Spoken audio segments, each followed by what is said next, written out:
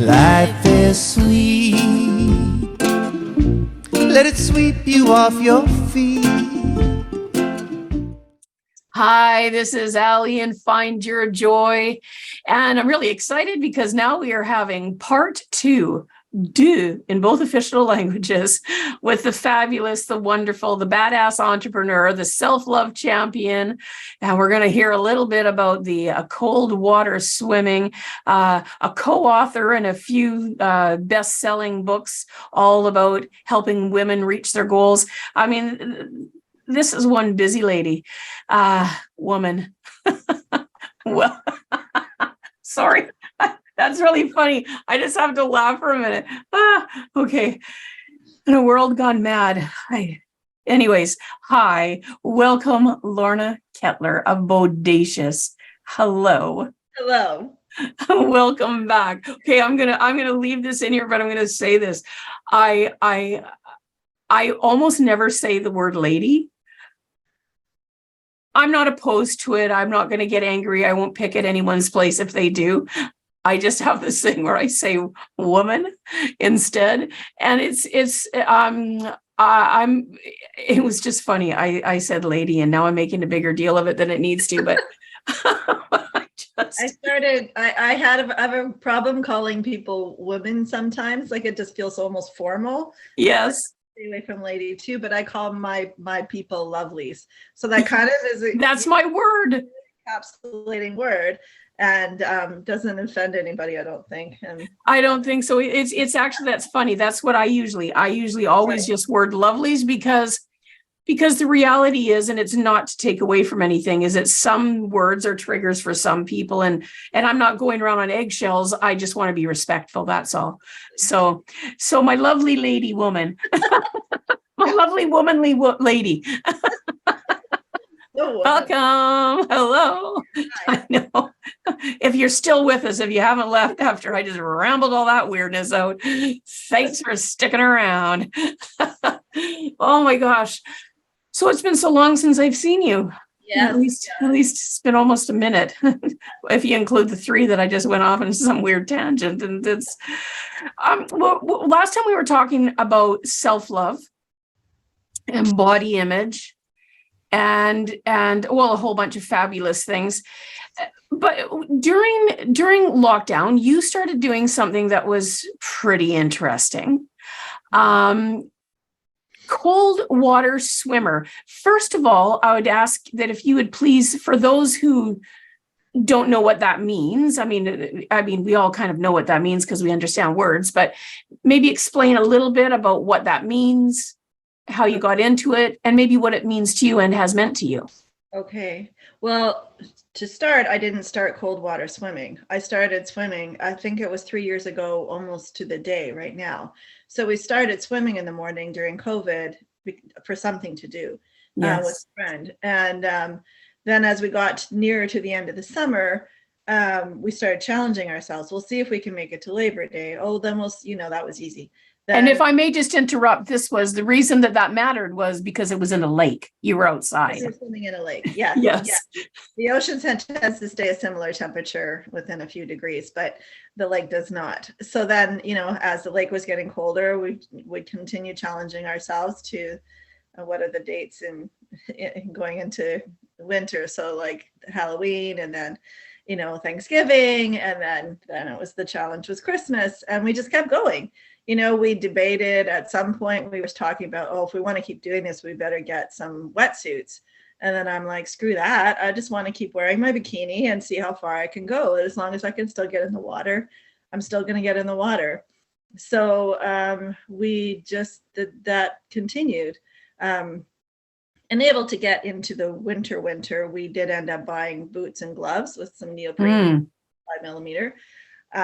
Definitely don't stay in the water as long, but we were still swimming every time throughout the winter, including breaking through ice. And oh my gosh. Yeah. My friend actually had a hammer and was hammering the ice so that we could create a path.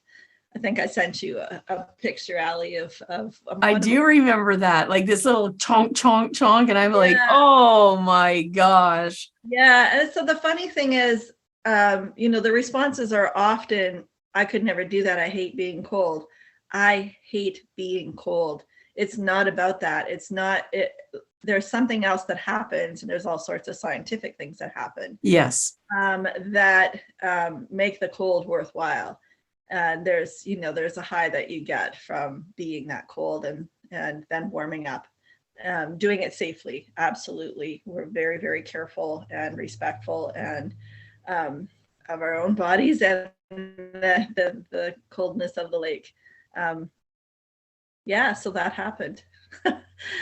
And so yeah, some of the benefits are, and there's a lot of, I know where we live, right? There's the traditional territories of Lekwungen people, and there's cold water and ocean swimming has been something that they've done for centuries and decades and centuries and generations. That's the word I was looking for. And there are some scientific medical benefits. So what are some of the things that you're doing to make sure that you're like, did you Google to find out how long can I stay in, what's safe? When you said you're looking at you're being respectful of your body? Well, I mean, yes. And I think the water can fool you really easily. Like you could start to be comfortable when you shouldn't. So having a buddy too is really important. So, kind of checking in with each other and kind of, I think we have a really good sense now of when it's time. We don't necessarily time ourselves, and we're not doing anything by any certain written way. Just really trusting in our bodies. And again, that's something that I haven't done in a long time, is really be in a physical experience where it's just me and nature and my body, noticing the leaves changing, noticing which birds are at the lake at certain times a year. Like there are so many things that we were seeing almost every day, and as well as how our bodies were reacting to the cold or not cold, and and how long you can stay, and what does it take to safely warm up, because that's a whole other part of that experience, right? So right. Okay. So recovery time. Yeah. I wrote this down because you may have heard I bumped my head. I forget things, but I was not looking but writing when you said it. And I just thought, oh my gosh, this is profound about so many areas in our life, about our body and about our lives. You said it can fool you to start to feel comfortable when you shouldn't. Mm-hmm.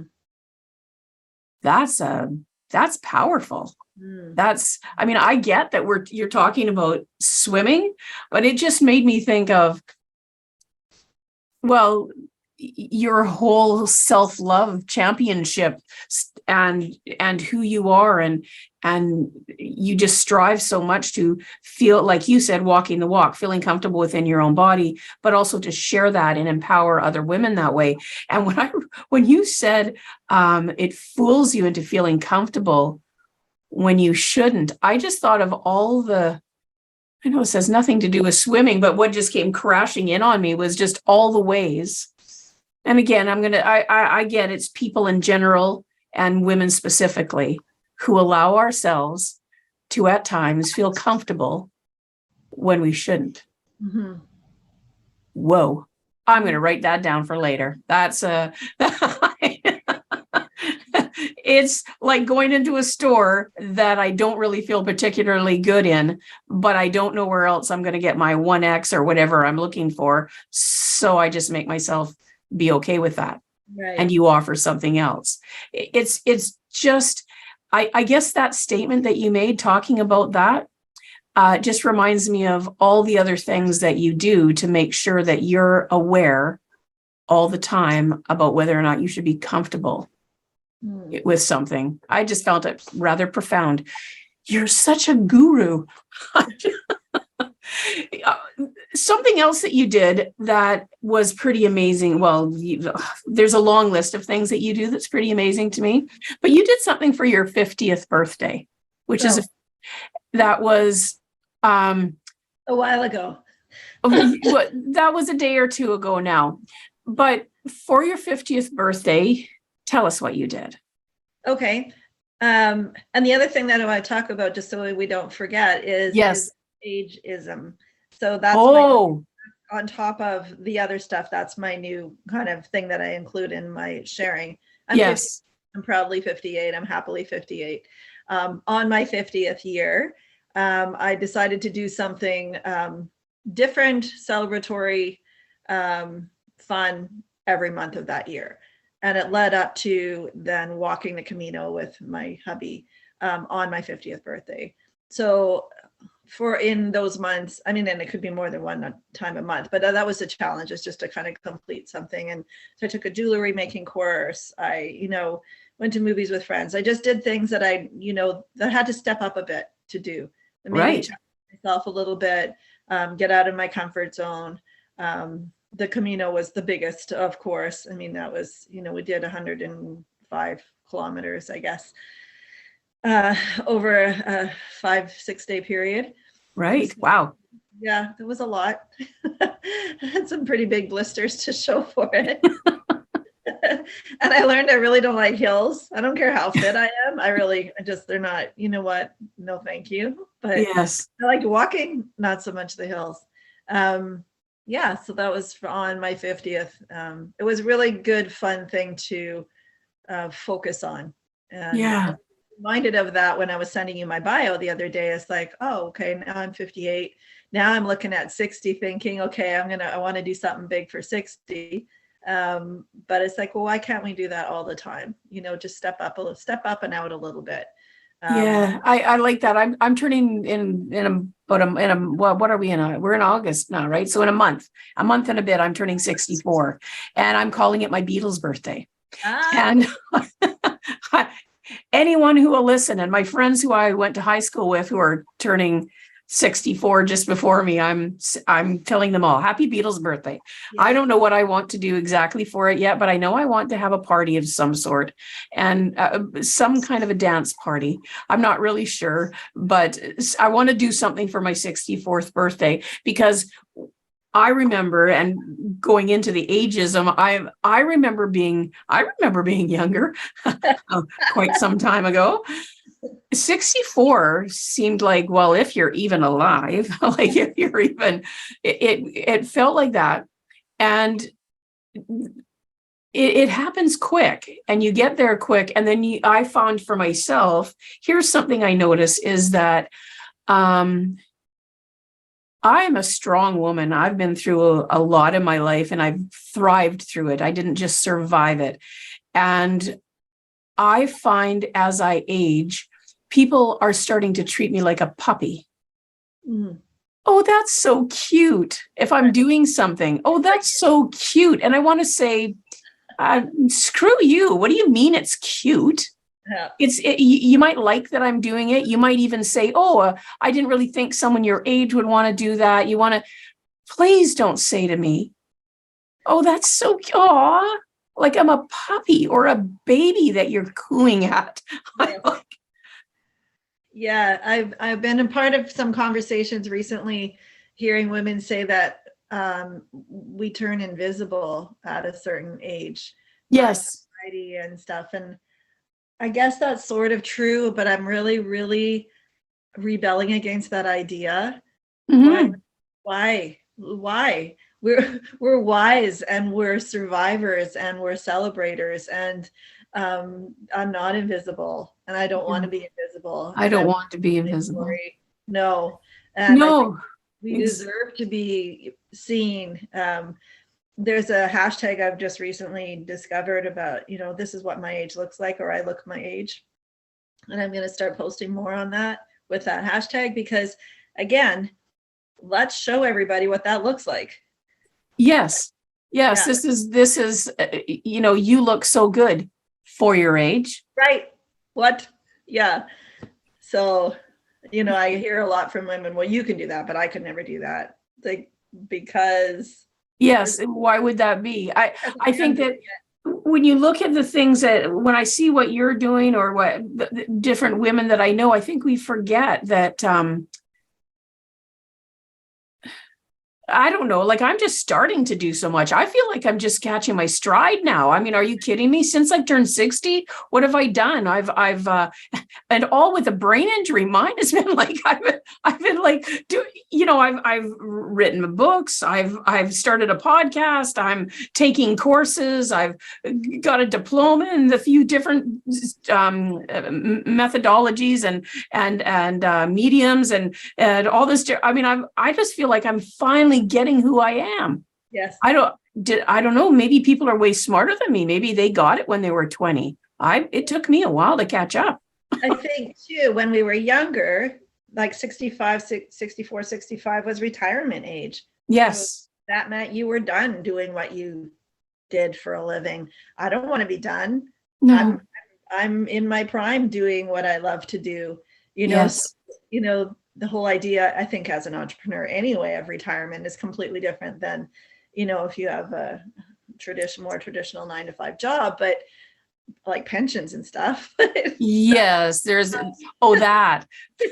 Oh, that. But I mean, isn't it better or as good to love what you do and not want to be done, Yes. and still create your life around that so that you don't need to retire to then have a life? Yes. And if you want to retire, that's okay too. Yeah, Just know that you're choosing whatever it is that you're choosing to do. We have friends who are retired now, and they bought a fifth wheel in a truck and they're traveling all over the place. And they're every time I see pictures of them, they're hiking or canoeing or kayaking or riding bikes, or they're doing all this stuff. They're sort of sitting around a fire just talking, but they haven't just gone, okay, well, now's when I sit around and wait to die. Right. Yeah. God forbid.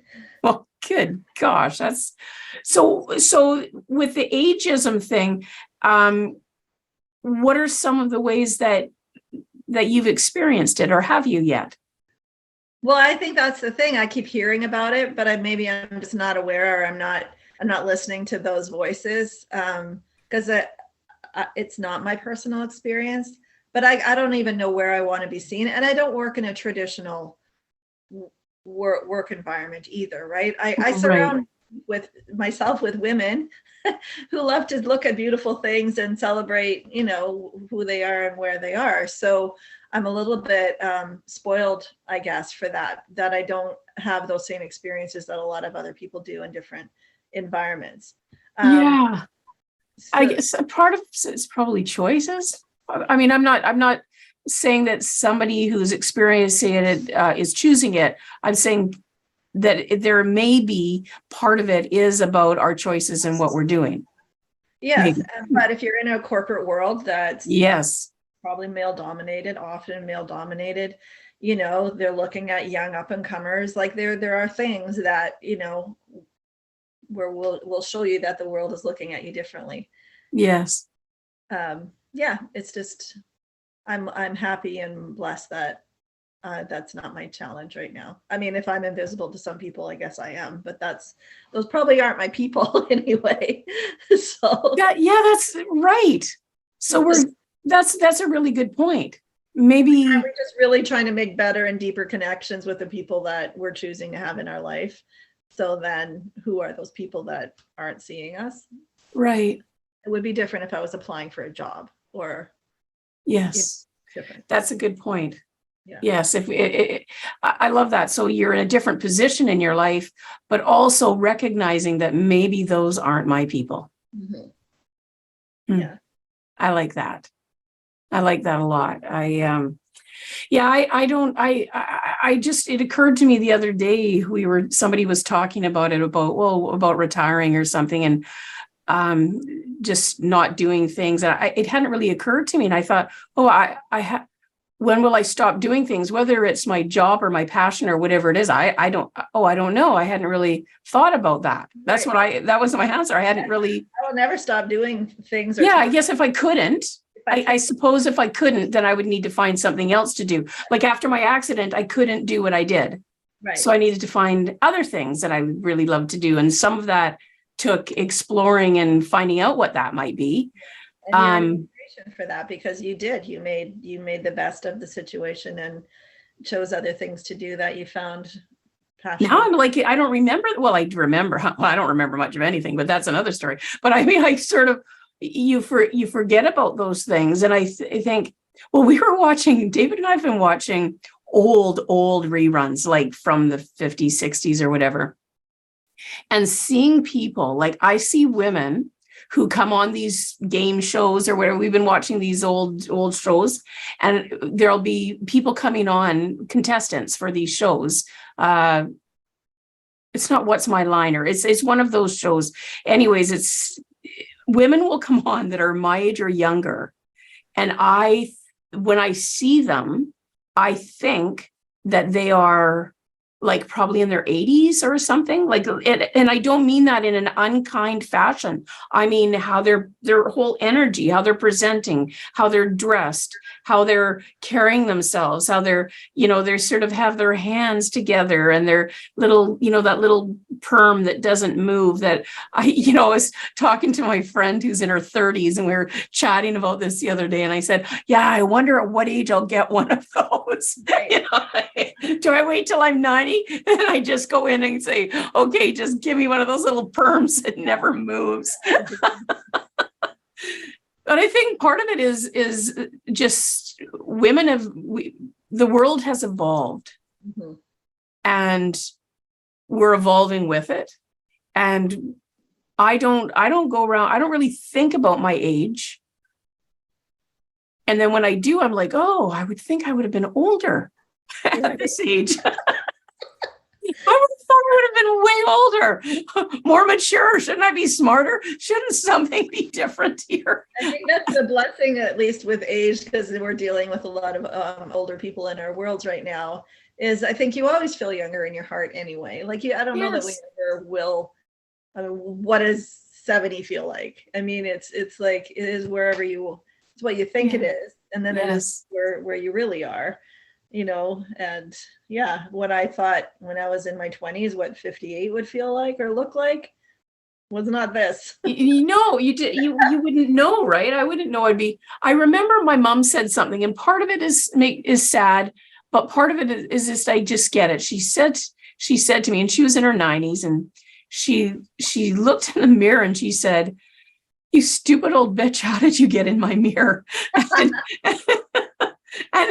And it was funny, and she meant it as a joke, and also it kind of made me sad that maybe there was some truth in her heart to that. But honestly, that's what happens. I can be out in the middle of doing something, then maybe something hurts. There's that. There's that. But then, just like my mom said, how did you get in my mirror? Like, where did you come from? That's why it's really good to have women to hang around with and laugh and talk about that with, so that we get it. Yeah, that happened. And that, yes, which saying other women, I think, I mean, probably a whole other show, but, women sister groups, right? That is what's saving us right now. And my swim experiences and, regrouping with women, having these conversations that are so meaningful. It's saving us all. And I think we're so blessed. And even like you see the swim groups that are happening, it's like 90% women. It's like women gathering to do something together that feels amazing, that's freeing, that's, in nature. And I don't think we ever stop talking, solve all the world's problems. Yes. That's what we do. Yes. It's a nice reminder again that once we're being able to gather a little bit more in person, but not always necessarily in person, that these deep conversations are so important. So that was kind of a segue there, but no, it's not. I think it's perfect. I love it because it's been much my experience in the last however many years now. Not everyone is either ready or willing to have the deep conversations, or maybe not with me, or with, there's certain people that they would. And I find that for me, if those are the only conversations I want, I mean, I'm okay in the store if I pass someone and say, oh, that dress looks lovely on you. I don't have to have the deepest conversation with that person, but I like connection. And anything other than connection, however harsh this may sound, feels like a waste of time for me, for everyone concerned. We're yearning it, we're craving it. It's like, Yes. This is what we need. It's fuel. And kind of just going back to why I do what I do in my business, what's happened just kind of organically, which is how most things happen in my world anyway. It just kind of happens. But my customers have aged with me, right? So when I was in my business, I was selling like rockabilly dresses, and that was me 24 years ago. And now, we're all wearing more, natural fabrics and looser fitting clothing, and, just want to be comfortable, but look fun and funky.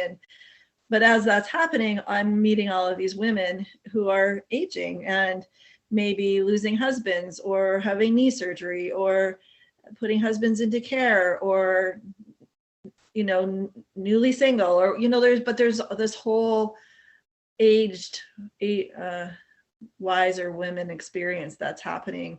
Right. And I get to be a part of that and be a facilitator for that in a space that I've created. And that's super exciting for me too. Yes. Because that is very much experience in your store. I have to say that we can. That's the magic that happens, and not every day. But I mean, you all of a sudden there's a circle of women, and they're celebrating each other because they know the rules in my store, so we don't do the negatives. And they're helping each other out and giving feedback, and then we're sharing stories. And sometimes there's crying, and sometimes there's hugging, and and I'm like, oh my God, this is what I get to do. This is what I get to do. And yeah, it's amazing. So that is a good reminder of that. Yeah, I love that. And you're right, the whole ageism thing, I think that could be a conversation that maybe I'll have, like there'll be 4 little windows in this call, and having I'm going to write that down, and I hope that you'll be part of that. That'll be a show that'll be a series of shows for another day, I'm sure. It's all, you know what? Time with you is always too short. It's always uplifting. I always feel like a warm honey or warm oil has been poured over my heart. You're like a balm, a very healing balm. And so thanks, because I know that you have lots going on in your life, and that you stepped out of that for an hour or so and came and hung out with me. I'm really grateful for that. Absolutely, my pleasure. Yes. And I love what you do, and I love what you bring out in others, and the conversations are important. So thank you for that. Oh, thanks. Lorna Ketler, you are a force. And so thanks so much for being here. And to our listeners, thank you so much for joining us today.